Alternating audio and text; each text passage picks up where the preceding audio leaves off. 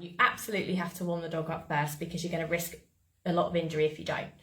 I've had that as well firsthand. I've seen that. That's not nice. You need to warm them up. So make sure that there is 15 minutes on lead walking or off lead natural pace walking for the dog prior to you start throwing things around, or tugging, because again, you want their joints to be nice and warm first.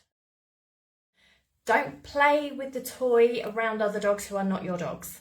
So your other dogs may understand arousal, may understand excitement, and may understand the dynamic between you tugging on a toy with your dog or you holding on to a ball and what that might mean. Other dogs, generally, if they come over, it's to interact with your dog. That's usually, or with you. You know, they generally don't tend to come over if they have no interest in either of you.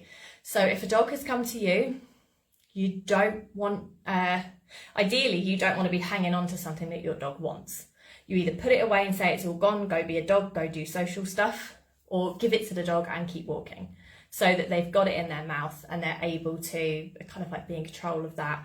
And then they can mix if they want to, or they can move off if they want to.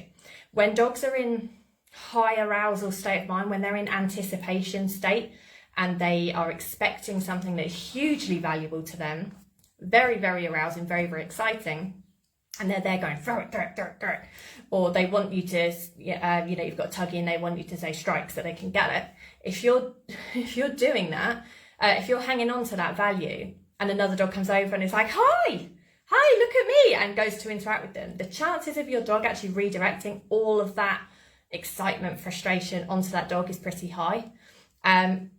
It's not great. So do one or two things. If another dog comes over, or if there happens to be another dog that's nearby in the environment, either give your dog the toy and let them carry it and just be like, it's all gone, go be a dog, go do your thing, or put it away and be like, it's all gone, go be a dog, go do your thing. So it's one or two things. Don't be in control of it yourself if there's option for your dog getting it.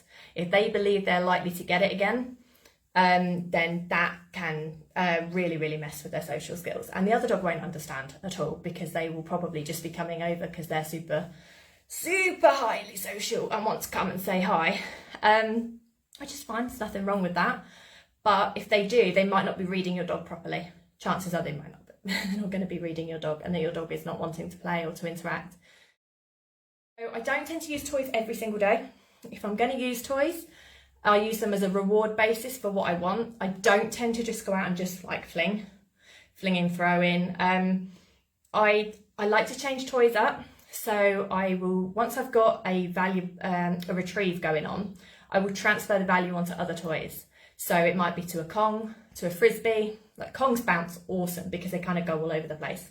And that they're obviously different sizes. If you've got a dog with a big mouth like Bosun, then like bigger ones are helpful.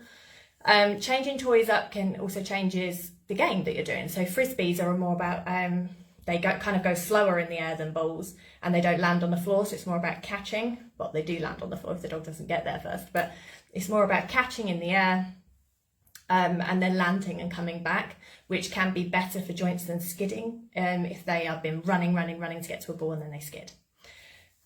So I tend to use toys that don't go as far, maybe ones that are heavier, like Kongs. Kongs are heavier, Go Nuts toys are pretty heavy.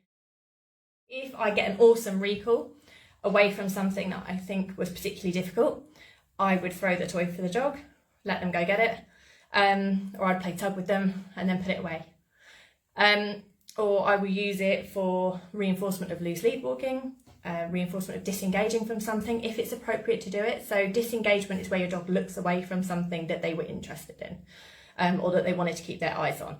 Now that is very, very dependent on the situation as to if that thing is likely to come over, if the dog needs to be kept calm as opposed to excited. Because when you introduce toys, you get arousal, which is a good thing. I mean, dogs need arousal in order to survive, but the arousal that they have can actually mean that their choices are not quite great. They can actually get overexcited, overstressed, overanxious and be more likely to react to something or get excited about seeing something if you're working on excitement. So you have to be aware that the impact that toys have with dogs, whereas food doesn't have that impact, but food is more calming than arousing for most dogs. Not all dogs, most dogs. Have the toys meaning something. So it's a reinforcement, it's a reward, it's not a continuous thing that they have. Because if you have a toy as a continuous thing that a dog has on a walk, what happens is their adrenaline and their cortisol go through the roof. The anticipation and frustration of getting to the place where they get the toy from, or getting it from you, if you're already there and they want it, is not healthy for them, really. It's not good, and you will see a decline in their social skills as well, or their want to interact with other living things and to kind of look at the environment properly, as dogs should. They tend not to. They can get quite possessive, possession obsessive, which is it's not the same as guarding, but it's a lot of reinforcement through keeping hold of something. And again, for some dogs, we need that. We need them to care about something a lot because it's helpful to us. But for other dogs, it kind of is unhelpful. So as a general rule, I don't tend to just play it endlessly. I tend to actually use it. They have it for a short time and then it goes away. And it might not be every day that they get it.